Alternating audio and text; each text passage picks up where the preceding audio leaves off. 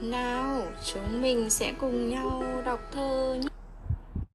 Nào, chúng mình sẽ cùng nhau đọc thơ nhé. Nào, chúng mình sẽ cùng nhau đọc thơ nhé.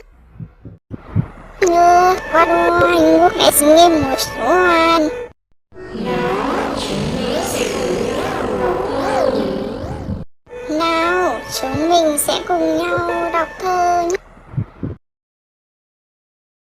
Nào, chúng mình sẽ cùng nhau đọc thơ.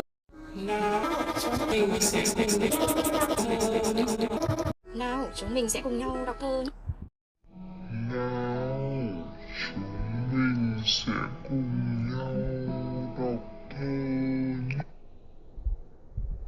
Nào, chúng mình sẽ cùng nhau đọc thơ nhé.